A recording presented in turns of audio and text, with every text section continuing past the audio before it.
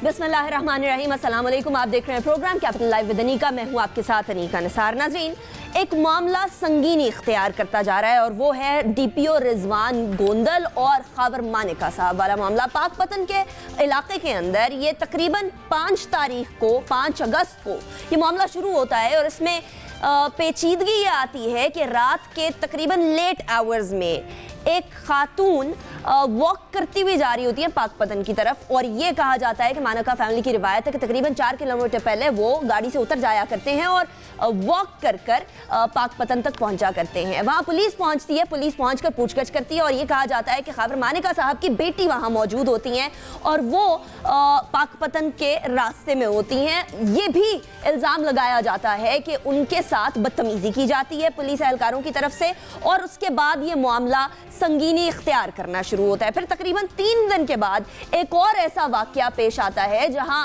खावर मानिका साहब के अपने साहबजादे भी मौजूद होते हैं। कहा जाता है कि नाके पे रोका गया, नाके पे नहीं रुके, फुल लाइट्स ऑन करके क्रॉस कर गए नाके को और पुलिस ने उसके बाद जाकर नाके पे रोका। इन तमाम मामलात के पीछे डीपीओ रिजवान गोंदल का नाम आता है और कहते हैं, खावर मानिका साहब की तरफ से बात की जाती है कि शायद ये हमारे खिलाफ कोई ना कोई किसी ना किसी तरीके का महाज खोलने की बात की जा रही है। लेकिन क्या ये महाज खोलने की बात की जा रही है या ये कानून नाफिज करने की बात की जा रही है? क्या पुलिस वाकई में आजादाना तौर पर काम कर सकेगी या नहीं कर सकेगी? आज सुप्रीम कोर्ट में सो मोटो इसका लिया गया और सुना गया, समाअत हुई। इस समाअत के अंदर भी चीफ जस्टिस साहब बारहा ये कहते रहे कि पुलिस वो इदारा है जो कि जब तक इंडिपेंडेंट नहीं होगा तब तक काम आगे नहीं बढ़ सकेगा। और क्या ये इदारा इंडिपेंडेंट हो भी पाएगा या नहीं हो पाएगा? क्या वो दावे जो कि इमरान खान साहब इससे पहले करते रहे कि पुलिस इंडिपेंडेंट कर दी गई केपीके में, वो वाकई में हो गई, या आज भी पुलिस जो है सियासी असर रसूख से नहीं निकल पाई? ये तमाम वो सवालात हैं जो कि एक आम शहरी के जहन में भी हैं और यही सवालात आज हम पुट फॉरवर्ड करने वाले हैं। खावर मानिका साहब ने भी हमसे कमिट किया है कि वो फोन लाइन पर हमें ज्वाइन करेंगे। हालांकि वो ट्रैवल कर रहे हैं, लाहौर से इस्लामाबाद मोटरवे पे इस वक्त मौजूद हैं, उनसे भी बात करेंगे। बाकी मेहमानों का भी मैं तारुफ करवाऊंगी, लेकिन एक ब्रेक के बाद।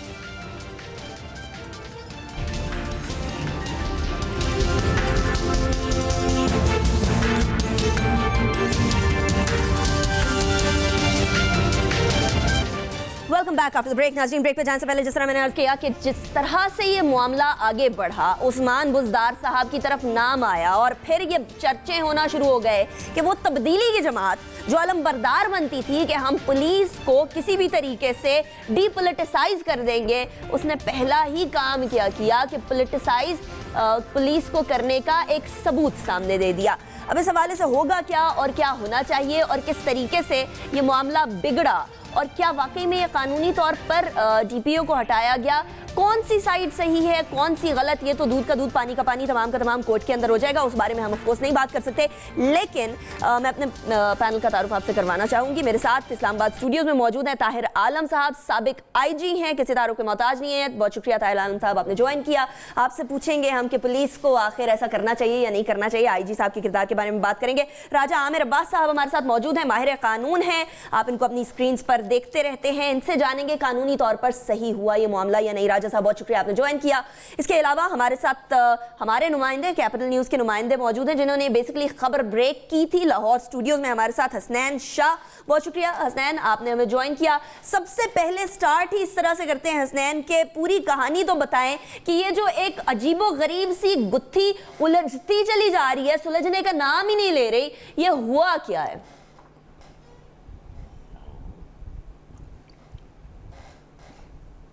जी बहुत शुक्रिया जी। असल में बात वाकई ये होता है कि चंद रोज़ कबल जो है लाहौर पाकपतन पुलिस को जो है वो पता चलता है कि पाकपतन पुलिस को पता लगता है कि एक खातून जो है फर्स्ट लेडी जो है वो पाकपतन में आ रही हैं एक दरबार पर। पुलिस जो रोज़ाना की बुनियाद पर जो है जो तमाम तर जितनी भी सिक्योरिटी होती है उस सिक्योरिटी को जो है वो लगा देती है। सिक्योरिटी लगाने के बाद वहाँ पर एक मुकामी SHO को जो है वो उस खातून के पीछे जो है वो भिजवा दिया जाता है कि फ़र्स्ट लेडी जो आ रही है। उसके बाद वो मुकामी SHO जो है उसको खातून के साथ जो आदमी एक पीछे चल रहा होता है पैदल सवार जो है उसके पीछे 2-3 और आदमी होते हैं, वो मुकामी SHO जो है उसको गालियाँ देने लग पड़ते हैं। जिसके बाद वो जो एहलकार हैं वो DPO को बताते हैं और DPO जो है उनको वहाँ से वापस बुला लेते हैं। इसी दौरान DPO दूसरे एक SHO को लेडी एहलकार जो है पुलिस की खातून एहलकार जो है उसको वहाँ पर मौके पर जो है वो भिजवा देते हैं। उसके बाद उनके साथ भी यही वाक़या जो है वो रनुमा होता है। इसी तरह तीसरे जब पुलिस के SHO और वहाँ पर एक खातून एहलकार जो है वो उनको बुलाकर कहती हैं कि मैडम ये रोड है, सड़क है और इस टाइम रात का वाक़या है, आप जो है सिक्योरिटी ले लें। और वो कहती है हमने सिक्योरिटी जो है वो नहीं लेनी। वही पुलिस जितनी भी होती है वो तमाम की तमाम DPO को बताते हैं और DPO को ये बताते हैं कि वो फर्स्ट लेडी नहीं आई, वो कोई और खातून आई है। जिसके बाद DPO RPO को बताते हैं।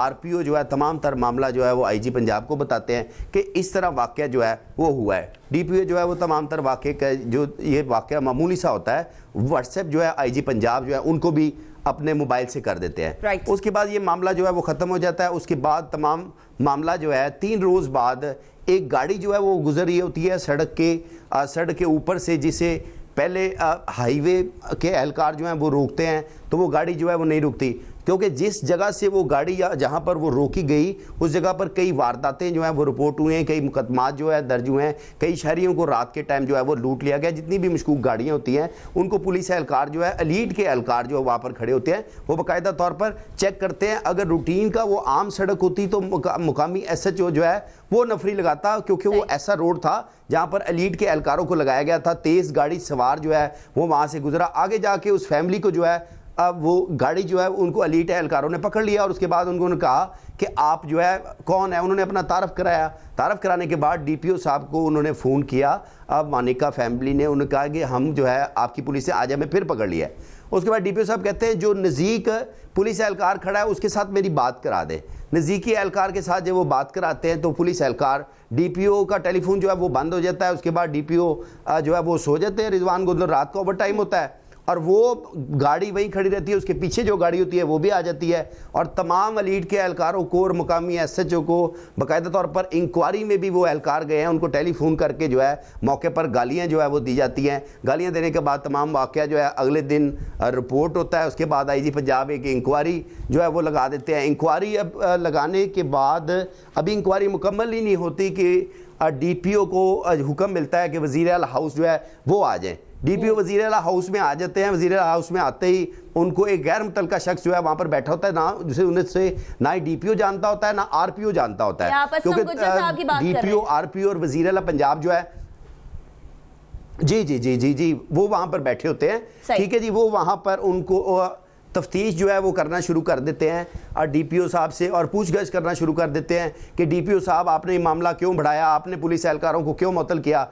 और DPO साहब वहाँ पर भी यही मुतालबा करते हैं कि मुझे कोई एक एप्लीकेशन दे, दरख्वास्त दें किसी भी एहलकार के ख़िलाफ़। अगर कोई दरख्वास्त जो है वो दी जाए तो उसके बाद ही उसको शोका नोटिस के बाद उसे नौकरी से जो है वो फारग किया जाता है। ये वाक़या कभी नहीं होता कि ऐसे कोई पुलिस एहलकार जो है उसकी रपट लिख दी जाए या उसे डिसमिस कर दिया जाए, नौकरी से ख़त्म जो है उसकी नौकरी जो है वो ले ली जाए।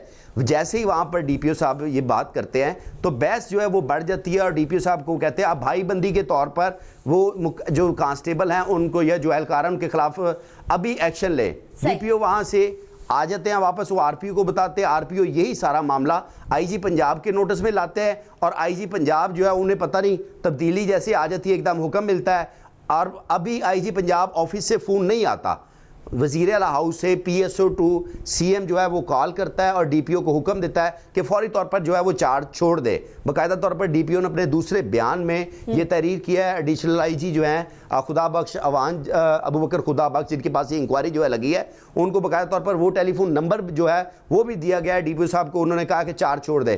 फिर उसके बाद DIG हेडक्वार्टर लाहौर 20 मिनट बाद फ़ोन करते हैं DPO को कि बड़े अफसोस की बात है, आपको मैं बता रहा हूँ, और वो चार्ज जो है वो कहते हैं आप फौरी तौर पर चार्ज छोड़ दें। उसके बाद ये तमाम जबरदस्ती जो है चार्ज छुड़वा दिया गया DPO साहब से। ये अबू बकर खुदाबख्श साहब की जो बात आप कर रहे हैं, ये एक रिपोर्ट मेरे सामने मौजूद है। इसके अंदर एंड पे लिखा हुआ है, ये कुछ ऐसा लगता है कि जैसे DPO साहब के खिलाफ ही सारी की सारी रिपोर्ट है। Similarly DPO himself admitted that he was never ever directed by the IGP, RPO or anyone from the police command to go to the Dera of Mr. Khawar मानेका। यानी सबसे ज्यादा जो पॉइंट है वही पॉइंट से कंप्लीटली इनहराफ करने की बात की जा रही है इस वाली इंक्वायरी रिपोर्ट के अंदर। सबसे पहले ताहिर आलम साहब, सवाल ये पैदा होता है कि क्या पुलिस को इस तरह के प्रेशर्स मामूल होते हैं? क्या नॉर्मली भी इसी तरह के प्रेशर्स आते हैं? और अगर तब्दीली के बाद भी यही प्रेशर आने हैं और यही सियासी पॉलिटिकल जिस तरीके से गिमिक्री चलती है और पॉलिटिकली जिस तरीके से प्रेशर डाला जाता है, तो फिर इस हुकूमत में और उस हुकूमत में क्या फ़र्क हुआ? इस पर मैं बात करूंगा, प्रेशर्स पर। सबसे पहले तो जो आपके रिपोर्टर्स ने बात की है जी, इसके मुतालिक थोड़ा सा मैं बात करूंगा कि अब ये इस वाक़े की डिटेल तो मानिका साहब बताएंगे या उस इंक्वायरी रिपोर्ट में लिखी है जो एक एडिशनल आईजी रैंक के अफसर ने सुप्रीम कोर्ट में सबमिट की है। लेकिन मेरी जो आईजी कलीम ईमान से बात हुई है और मैंने उन्हें कहा कि आपकी तो ये शोहरत है कि आप हमेशा अपने सबॉर्डिनेट्स को प्रोटेक्ट करते रहे हैं। उन्होंने मुझे भी प्रोटेक्ट किया एक स्टेज पर। मैं एसएसपी था इधर इस्लामाबाद में और इस्लामाबाद की एक बहुत बड़ी बिग गन जो है जिसके बंदों को मैंने पकड़ लिया था और इस पादाश में सदर पाकिस्तान ने और इंटीरियर मिनिस्टर ने मुझे सस्पेंशन का आर्डर जारी किया था। सही। और कलीम ईमान साहब उस वक्त आईजी थे, वो अकड़ गए थे। उन्होंने कहा अगर इसे सस्पेंड करेंगे तो मुझे भी सस्पेंड करें। और ये सिर्फ मुझे ही नहीं, उन्होंने बेशुमार पुलिस ऑफिसर्स के खातिर, अपने समाज की खातिर स्टैंड लिया है और उनका बहुत ख्याल रखा है, लुक आफ्टर किया है, उनकी वेलफेयर का ख्याल किया है, उन्हें रिवार्ड दिलवाए हैं। पाकिस्तान की हिस्ट्री में साल हो चुके हैं, पाकिस्तान की हिस्ट्री में किसी भी आईजी ने इतने क्यूपीएम पीपीएम 17 फला अपने सबॉर्डिनेट्स को दिलवाया है जितना किसी आईजी ने नहीं दिलवाया होगा। तो माशाल्लाह पीएचडी हैं वो, सही 6 मेडल उन्हें खुद मिले हैं। तो फिर इस मामले में आप किधर से फंस गए ताहिर आलम साहब? अब उन्होंने जो मुझे बताया है वो कहते हैं कि पहला वाकया है 5 अगस्त का, सही, जब जो लड़की जा रही थी उस लड़की के साथ उसका भाई था, मनिका साहब की लड़की के साथ, और एक ड्राइवर था। ड्राइवर कभी गाड़ी आगे कर लेता था, कभी गाड़ी पीछे कर लेता था। 3 बंदे थे। और उस वक्त जब डीपीओ साहब को पता नहीं कहाँ से पता चला कि फर्स्ट लेडी आई है, अव्वल तो डीपीओ को प्रॉपर इंफॉर्मेशन के बाद ड्यूटी लगानी चाहिए। सही। हो सकता है कि उन्होंने जानबूझ के कि इनकी फैमिली के साथ ड्यूटी लगाऊं क्योंकि ये अब इक़्तिदार में आने वाले हैं तो इनसे मुझे बेनिफिट मिलेंगे, जानबूझ के लगाई हो। और फ़क्त इतना हुआ कि जब वो ड्यूटी करनी शुरू की, गाड़ी पीछे लगा दी गई, तो उस खातून ने ये कहा कि मुझे ज़रूरत नहीं है सिक्योरिटी की। ये कहने पर वो पुलिस चली गई। सही। उसके बाद स्पेशल ब्रांच की रिपोर्ट जो है वो होती। उसके बाद जो है फिर दोबारा एक गाड़ी जो है आती है और वो उनसे पूछती है जी किधर जा रहे हैं आप, क्यों जा रहे हैं रात के इस वक्त। वो ज़बरदस्ती जाना चाहते हैं तो नहीं, लेकिन ताहिर आलम साहब हर किसी की अपनी लिबर्टी है ना, ये मुझे कॉन्स्टिट्यूशन लिबर्टी देता है, मैं कहीं भी जाऊं कैसे भी जाऊं। ये पुलिस आके मुझे हरासा तो नहीं कर सकती कि किधर जाना किधर नहीं जाना, सिक्योरिटी ले लें या ना ले लें। कि उनको रोका गया जाने से। उस बेटे ने अपने बाप को फ़ोन किया कि उन्होंने हमें रोक लिया है, बल्कि जब ज़बरदस्ती जाना चाहा तो हाथ भी पकड़ा। पता नहीं उस खातून की बात की जा रही है जो मनिका साहब बताते हैं। अब उस पर वो वालिद आया, वालिद ने पुलिस वालों से तल्ख कलामी की। सही। मनिका साहब ने। आईजी साहब कहते हैं ठीक कि मुझे 24 तारीख को डीपीओ साहब बताते हैं कि मुझे वज़ीर आला ने बताया है और मैं उधर जा रहा हूँ, और जाने से 2-3 घंटे पहले बताया। अच्छा, इसको कंटिन्यू करेंगे, मुझे राजा साहब की तरफ भी जाना है, लेकिन अभी मुझे ब्रेक का कहा जा रहा है इमीडिएटली, तो ब्रेक की तरफ जाते हैं। ब्रेक के बाद वापस आते हैं, इस मामले को, इस गुत्थी को की कोशिश करते हैं, आखिर मामला चल क्या रहा है। सो मोटो नोटिस भी लिया गया, इतना मामला गंभीर हो गया था कि सुप्रीम कोर्ट तक मामला चला गया। एक ब्रेक के बाद बात करते हैं।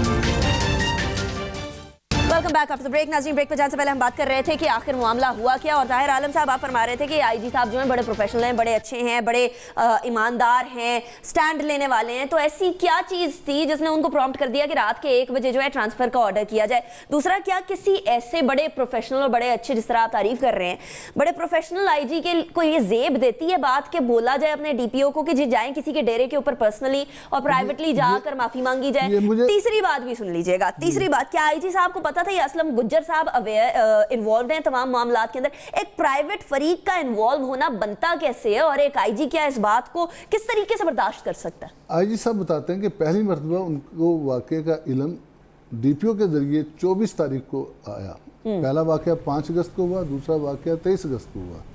तो डीपीओ साहब ने बताया कि मुझे चीफ मिनिस्टर ने बुलाया, मैं वहाँ जा रहा हूँ। आईजी साहब ने उनसे पूछा कि क्या मामला है, तो डीपीओ साहब ने बताया जी बस मामूली मामला के उनकी हमने समझा कि फ़र्स्ट लेडी है, हमें इतला मिली थी। तो फर्स्ट लेडी नहीं थी, उनकी बेटी थी, उन्होंने सिक्योरिटी नहीं ली और बदतमीज़ी वगैरह की। और बाकी बात जो कि उन्होंने नहीं बताई कि जो दूसरी गाड़ी आई थी या तीसरी गाड़ी आई थी और उन्होंने क्या सलूक किया था उनके साथ, बहन भाइयों के साथ, ये वाक़या उन्होंने नहीं बताया। और फिर जो मानिका वाला वाक़या है वो उन्होंने बताया कि जी मानिका साहब जो हैं वो नाका तोड़ के भागे और उनका पीछा किया गया। उनके साथ 3, 4, 5 मुसल्ला बंदे थे, राइट, और 2 गाड़ियाँ थी और उन्होंने इंतहाई बदतमीज़ी की और गालियाँ वगैरह दी। तो आईजी साहब ने कहा कि तुझे तो बड़ी ज़्यादती हुई, तो तुम्हें तो मुकदमा दर्ज करना चाहिए था इस चीज़ का, और अब बताओ चीफ मिनिस्टर को बताएं। और वो आईजी साहब मुझे बताते हैं कि डीपीओ ने खुद कहा कि सर मैं उनके पास जाके डेरे पर मामला सेटल ना कर लूँ। अच्छा, तो आईजी साहब कहते हैं कि मैंने कहा नहीं, कोई जाने की ज़रूरत नहीं है, तुम चीफ मिनिस्टर को तुम जैसे बता रहे हो, हाँ। तुम राइट पर हो, चीफ मिनिस्टर को जाके सारी हकीकत बताओ। ठीक है। तो जब अब इस तरह आईजी के इल्म में ये वाक़या आता है 24 तारीख को, और फिर आईजी साहब जब अपने तौर पर इंक्वायरी करते हैं बकौल उनके, वो तो उस वक्त पता चलता है कि डीपीओ साहब इस मामले को अपनी सलाहियतों से काम लेके बहुत इनिशियल स्टेज के ऊपर इस दुरुस्त कर सकते थे, इस मामले को बिगड़ने से बचा सकते थे। नंबर 2, उन्होंने गलत बयानी की, उन्होंने वाकयात छुपाए। चलिए ये बात जो है रिपोर्ट के अंदर जो अबू बकर खुदाबख्श साहब की जो रिपोर्ट सामने आई है, इसके अंदर भी कुछ इसी तरह की बात की गई है कि DPO himself admitted that he was never ever directed by the IGP और any police command to go to Dera of Mister Khawar Manika. लेकिन डीपीओ यही कह रहे हैं। अब सुप्रीम कोर्ट के अंदर राजा साहब जो बात सामने आई उससे तो ऐसा लगता है कि जबरदस्ती कोई एक ऐसा पुलिस ऑफिसर जो काम कर रहा है, जो कि बिला तफरीक लोगों को रोक कर कोशिश कर रहा है कि सिक्योरिटी को मेंटेन किया जाए, उसके साथ ज्यादती हुई। आईजी साहब वाली बात जो ताहिर आलम साहब बता रहे हैं वो इंटायरली डिफरेंट है। कानूनी तौर पर क्या अगर आपको पता चल गया कि फर्स्ट लेडी उधर आई है फॉर एग्जांपल, तो कोई इसकी कोई कानूनी काम होते हैं पहले, जो फॉर्मेलिटीज होती हैं जो पुर करनी होती है किसी को सिक्योरिटी फराहम करने से पहले, या ऐसे ही कहीं भी जाके सिक्योरिटी दे दी जाए, चाहे वो हिरासा करे चाहे वो जो मर्जी करे? कानूनी राय क्या है इसके बारे में? इसमें केस में 2 पहलू हैं। एक पहलू है कि जी जब कोई भी पुलिस ऑफिसर या उसके खिलाफ कोई शिकायत होती है तो जो डिपार्टमेंटल इंक्वायरी जो प्रोसीजर होता है, कैसे आपने इनिशिएट करना है, कैसे किसी को सस्पेंड करना है, कैसे किसी के खिलाफ एक्शन लेना है, एक ये आ गई।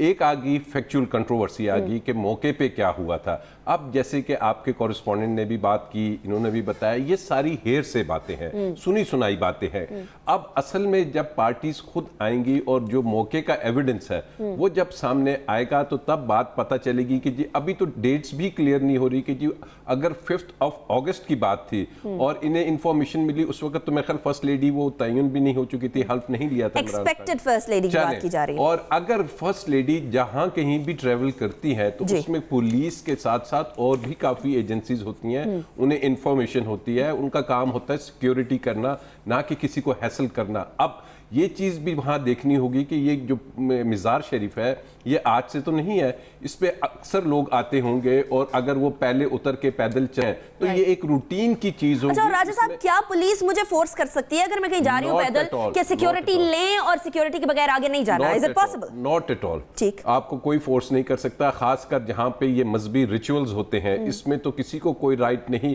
कि जो जिस तरीके से कोई परफॉर्म करना चाहता है उसे कोई रोका नहीं जाएगा। नंबर 2 जो इम्पोर्टेंट बात है कि जनाब अगर ये मामला था, आईजी साहब अब कहते हैं कि जी मुझे तो 25 को पता चला या 26 को या 27 को, फिर आईजी साहब ने जो कार्रवाई करनी थी, ये सीएम कैसे बीच में इन्वॉल्व होते हैं, सीएम के पास आईजी क्यों जाते हैं, सीएम ने डायरेक्ट इसमें क्या रोल प्ले किया, ये चीज़ें हैं कि जो अब सुप्रीम कोर्ट में फ्रेश आउट होंगी। अच्छा, ये बात भी बता दीजिएगा, क्या कानूनी तौर पर सीएम के पास इख्तियार है कि वो रात के 1 बजे, बड़ी जल्दी है कोई, रात के 1 बजे एक डीपीओ को इधर उधर करे, प्लस खावर मानिका साहब के बारे में जो बताया जा रहा है, जो हियर से ही बातें चलिए समझ लीजिए कि उन्होंने गालम गलोच की और बदतमीजी की और वो रवैया रखा जो कि एक किसी भी सेंसिबल शहरी को नहीं रखना चाहिए, तो इस बारे में सीएम साहब क्या किसी पुलिस अफसर को ये कह सकते हैं कि जाके किसी के डेरे पे जाके माफी मांगी जाए? देखिए, अगेन जैसे मैंने बात की कि ये फैक्ट्स की बात है, ना मेरे इल्म में है ना आपके इल्म में है कि आया सीएम ने कहा, आया आईजी ने कहा। असल में तो ट्रांसफर पोस्टिंग, जैसे आपने कहा कि जी उसको ओएसडी बना दी गया, सीएम के पास तो इख्तियार नहीं है ओएसडी बनाने का, ये तो आईजी ने किया। आईजी ने अब यही सवाल उनसे किया गया कि बताइए आपने क्यों किया और किसके कहने पे किया। इसका जवाब आईजी देगा, because supreme court took a very serious note कि जनाब अगर तो गलत बयानी हुई तो फिर इसके कॉन्सिक्वेंसेस भी होंगे। तो अब असल चीज़ है कि इतनी हाइप एक चीज़ कैसे उठा गई, क्या इसके पीछे कोई पॉलिटिकली मोटिवेटेड चीज़ें हैं, क्या इसके पीछे कोई ऐसा है कि जानबूझ के ये सब कुछ किया जा रहा है? तो अब चूंकि मामला सुप्रीम कोर्ट में है, आपके इल्म में है कि जब मामला सुप्रीम कोर्ट पे होता है तो हमने उसको एक फैक्ट्स की हद तक तो डिस्कस कर सकते हैं, उससे बढ़ के नहीं, कोई ओपिनियन या कोई वो चीज फॉर्म नहीं कर सकते। थोड़ी सी कहूंगा, ये जो चीज़ है रही है, मैं डीपीओ भी रहा हूँ, डीएसपी के तौर पर भी काम किया है, एसएचओ के तौर पर भी काम किया है, और मैंने देखा है कि ना सिर्फ हुक्मरान बल्कि जो उनके सेक्रेटरीज हैं वो कहते हैं कि फलां को खुश करो, फलां एमपीए से जाओ और उसके साथ मामला सीधा करो। इवन चीफ मिनिस्टर खुद बुला के, मैं जब डीपीओ गुजरात था, खुद बुला के उन्होंने मुझे कहा कि जी आप गुजरात में जो हैं ये वजाहत फोर्स वाला जो बनी, तो लेकिन वो वाला तो चले ना, पुराना पाकिस्तान था ताहिर आलम साहब, नए पाकिस्तान में क्या फर्क हुआ? ये सारा कुछ होता रहा। आज बल्कि इमरान खान साहब से जो जर्नलिस्ट की मीटिंग हुई है उसके अंदर बात की गई है कि इमरान खान साहब ये क्या हुआ है, तो उन्होंने कहा है कि कानूनी तौर पर जो कार्रवाई होनी चाहिए वो होनी चाहिए, उसको आगे बढ़ने देंगे। लेकिन ये मामला जिस तरीके से आगे बढ़ा, वैसे हम लोग ये भी बताते चलें कि खावर मानिका साहब को कंटिन्यूसली फ़ोन पर ट्राई किया जा रहा है। उन्होंने ये बताया था कि वो लाहौर से इस्लामाबाद ट्रैवल कर रहे होंगे मोटरवे पे, तो उनकी लाइन, उनकी आवाज़ ब्रेक हो रही है। हम कंटिन्यूस कोशिश कर रहे हैं कि हमारा कनेक्शन उनसे किसी तरीके से इस्टेब्लिश हो जाए, क्योंकि उन्होंने हमसे कमिट किया था कि वो आएंगे और शो पर अपना मौक़िफ़ देंगे। ताहिर आलम साहब अपनी बात मुकम्मल कर लीजिए। जी, तो ऐसा जो है बदकिस्मती से, अब एक और चीज़ मैं आपको बताता हूँ, ये हमारे यहाँ पुलिस ऑफिसर्स की एक ऐसी क्लास आ गई है जो कि अपने आरामदेह कमरों में बैठी रहती है और वो प्रैक्टिकली अपनी पुलिस को दुरुस्त करना, नाका कैसे करोगे, लोगों के साथ कैसे बर्ताव करोगे, उनके साथ ऐसी नौबत ही नहीं आनी चाहिए कि कोई झगड़े की कैफियत पैदा हो, इन चीज़ों की तरफ तवज्जो नहीं देते। और करेंगे तो क्या करेंगे, बेचारा थानेदार जो है उसको तो उसी वक्त वायरलेस पर सस्पेंड कर दिया जाता है। सही। और कोई वावेला नहीं मिलता मीडिया में। यहाँ आईजी ने सोच समझ के, जब आईजी को पता चलता है कि इस ऑफिसर ने गलत बयानी की है, तो वो उसे सस्पेंड भी नहीं करते, लाइन हाजिर या ओएसटी बनाते हैं, जो कि फर्दर पोस्टिंग उनकी हो जानी थी। सही। लेकिन जिस तरीके से उस ऑफिसर ने मीडिया को यूज़ किया, सोशल मीडिया को यूज़ किया अपने दोस्तों के ज़रिए, और फिर इस बात को कहाँ से कहाँ पहुँचा दिया, तो मैं कहूँगा कि वो खुद भी गौर करें और बाकी ऑफिसर भी गौर करें कि जब उनके साथ कुछ होता है तो कितना वो वावेला बना के हीरो बनने की कोशिश करते हैं। और बेचारे थानेदार और इंस्पेक्टर, अभी आप देख लें कि जिस सार्जेंट ने जो वार्डन था इस रावलपिंडी में जी, उसको एकदम कह दिया गया कि शेख रशीद साहब आ रहे हैं, बाजार को क्लियर करा दें। अच्छा, लेकिन अब यहाँ ताहिर आलम साहब बात आ जाती है ना कि देखिए सीजेपी साहब ने भी तो कुछ बातें कही हैं, उन्होंने भी तो कुछ नोट किया है, उन्होंने भी तो बात सुनी है ना रिजवान गोंदल साहब की। तो राजा साहब, फिर वो बात आ जाती है कि चीफ जस्टिस साहब ये नोट कर रहे हैं कि जो रिजवान गोंदल साहब हैं, जो डीपीओ साहब हैं, वो इनोसेंट हैं या वो उनकी खता नहीं लग रही, उनकी गलती नहीं लग रही है, और इसीलिए ये जिस तरीके से हम लोगों ने देखा कि पुलिस को पॉलिटिकल इन्फ्लुएंस से आज़ाद होना चाहिए, बार बार चीफ जस्टिस साहब ने ये बात की आज, ये कोई छोटी बात नहीं है, ये आज़ादाना पुलिस बनाना ये एक अलग बात है, यानी डीपीओ साहब को वो इनोसेंट समझ रहे हैं। असल में निका ये ना सिर्फ पुलिस, ये जो पिछले दौर में गवर्नमेंट्स गुजरी हैं, हमारी ब्यूरोक्रेसी काफ़ी पोलिटिसाइज हो गई है। वो फवाद बैठे हुए थे, अपनी पसंद के लोग लगाते थे। उसके बाद जो अब एक चीज़ इमरान खान साहब करनी पड़ेगी, D politicisation of not only police, of bureaucracy और ये तमाम ओहदों से पॉलिटिक्स को, कोई किसका ग्रुप बना हुआ है, कोई किस पॉलिटिशियन का ग्रुप बना हुआ है, ये चीज़ और पुलिसिंग असल फैक्टर है।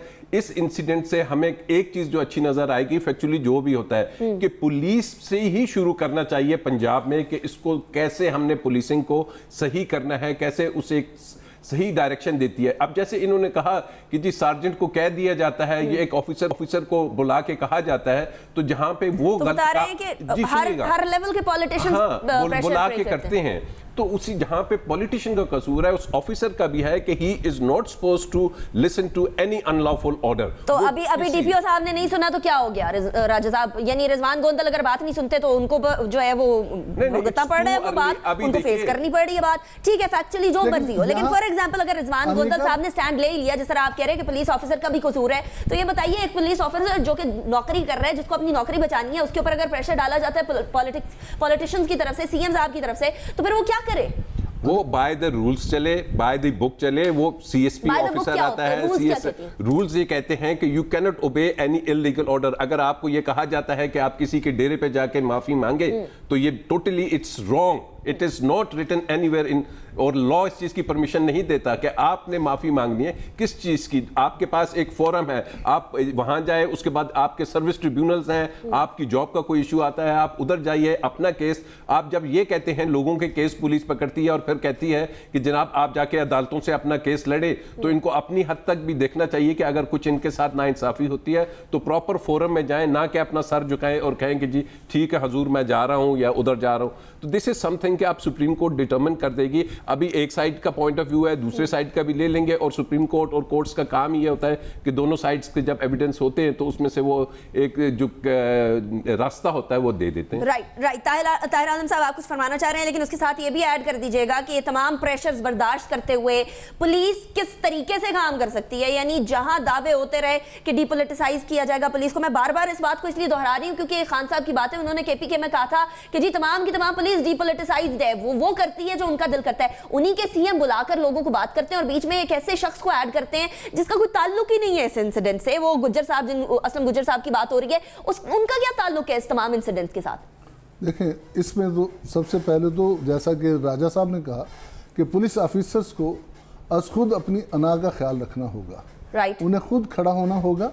बेशक इस तरह से वो सेक्रीफाइस होंगे, चंद पुलिस ऑफिसर्स जो हैं उनको नुकसान पहुंचे। हमारे लिए कहना आसान है, चंद एक सेक्रीफाइस होंगे, लेकिन नौकरी और फिर अना के बीच में अमूमन लोग नौकरी को चूज करते हैं। मैं अपनी मिसाल देता हूं। 2009 में मैं डीपीओ गुजरात था। मेरा एक तनाज़ा हो गया, असूली तनाज़ा था। उस वक्त के आज के भी बहुत बड़े एक वकील हैं जो नवाज शरीफ साहब के, और उस वक्त वो एडवोकेट जनरल थे और आप सब जानते हैं जी। और उन्होंने मुझसे इंतहाई बदतमीज़ी की, मैंने भी उसका जवाब दिया। अब उन्होंने चार्ज छोड़ दिया कि मैंने उस वक्त तक नहीं बैठना इस चार्ज पर, गाड़ी वगैरह वापस भेज दी और ड्राइवर अमला भेज दिया जब तक ये डीपीओ नहीं रहेगा। अब मेरा कसूर कम था, मैंने रिएक्शन शो किया था उनकी बदतमीज़ी के मुकाबले में। सही। मुझे कहा गया कि माफ़ी मांगे, पॉलिटिकल बासिस ने कहा माफ़ी मांगे। मैंने माफ़ी नहीं मांगी, मुझे चेंज कर दिया गया। 5 माह में ओएसटी रहा, मैंने बर्दाश्त किया।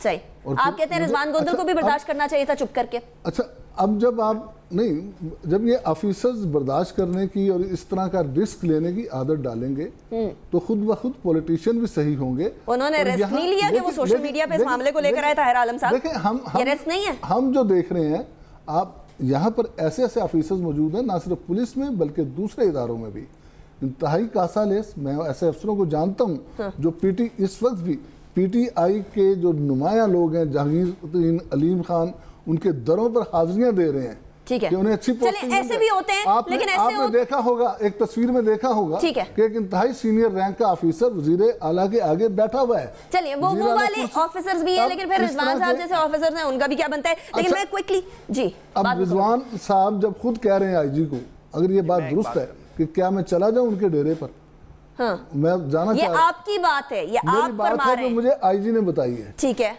ये उनका मौकफ है और रिजवान साहब का मौकफ बिल्कुल मुख्तलिफ है। वो कहते हैं मुझे तो बोला गया कि डेरे के ऊपर जाके माफी मांगी जाए, अब ये तो सुप्रीम कोर्ट डिसाइड करेगी ना कौन सा मामला सही है। अच्छा, हसनैन कुछ ऐड करना चाह रहे हैं जी। मैं ऐड ये करना चाह रहा हूँ, देखिए बात ये है कि सारी बातें हो गई। जब ये इंक्वायरी आईजी साहब की तरफ से की गई तो जो इंक्वायरी ऑफिसर है उनके सामने जिसके खिलाफ इंक्वायरी थी वो पूरी फैमिली जो है 3 दिन में आईजी ऑफिस नहीं आई। आखिरी दिन उन्होंने रात 12 बजे एक ईमेल करके सारा मामला जो है वो बताया है। और जो इंक्वायरी ऑफिसर हैं जो आईजी ऑफिस के ठंडे कमरे में बैठे हैं वो एक दफ़ा भी पाकपतन में नहीं गए मौके पर। जाकर उन्होंने किसी आदमी से ये नहीं पूछा मौके पर कि क्या हुआ था, किस तरह हुआ था, किस फैमिली को छेड़ा गया, मुलाजमीन ने क्या गालियां दी। या एकतरफा इंक्वायरी जो है, क्योंकि आईजी पंजाब जो है वो फंस गए हैं। एक साइड पे आईजी पंजाब का कमरा है, उनके सामने जो है उन साहब का कमरा है जिनके पास इंक्वायरी थी। इंक्वायरी जो है ऐसे ही खत्म हो गई। ये तो चीफ जस्टिस ऑफ पाकिस्तान ने नोटिस किया है, तो ये तमाम मामला जो है वही रुक गया। इंक्वायरी तो कल उनके खिलाफ की गई थी। आपने ज्वाइन किया, मेरा वक्त खत्म हो गया शोका, नहीं तो इस मामले को और ज्यादा डिस्कस करते। राजा आमिर साहब बहुत शुक्रिया, आपने ज्वाइन किया, और ताहिर आलम साहब आपका भी बहुत शुक्रिया। लेकिन इतना जरूर है कि जो दावे और जो वादे अवाम के साथ किए गए हैं इलेक्शन से पहले, वो तमाम के तमाम वादे और दावे पूरे करने पड़ेंगे। इसीलिए क्योंकि जब नया पाकिस्तान की बात की जाती है, डीपोलिटिसाइजेशन ऑफ पुलिस की बात की जाती है, तो अपने ही लोग अगर इस बात से मुनहरिफ होकर मुख्तलिफ तरीके से एक्ट करना शुरू कर दें तो फिर वहां सवालात उठते हैं। और फिर वो शिकवा भी किया जाता है, हर हुकूमत की तरफ से मीडिया के ऊपर शिकवा किया जाता है कि देखिए सारी नेगेटिव चीजें दिखा रहे हैं, कोई पॉजिटिव चीज नहीं दिखा रहे। लेकिन मामला जब सुलझेगा, अब सीजेपी साहब इस तमाम मामले को देखेंगे तो दूध का दूध पानी का पानी भी हो जाएगा। कौन सी साइड सही है, कौन सी साइड गलत है, ये भी तमाम मामला सामने आ जाएगा। लेकिन सीएम का रात के 1 बजे ये डिसीजन लेना, ये यकीनन तशवीशनाक बात है। खबर मानिका साहब को भी हम ट्राई करते रहे, लेकिन क्योंकि वो मोटरवे पर ट्रैवल कर रहे थे, उनकी आवाज़ कंटिन्यूसली ब्रेक हो रही थी, इसलिए वो बात ना कर पाए। अनीका निसार को इजाज़त दीजिएगा, अपना बहुत ख्याल रखिए। अल्लाह हाफ़िज़।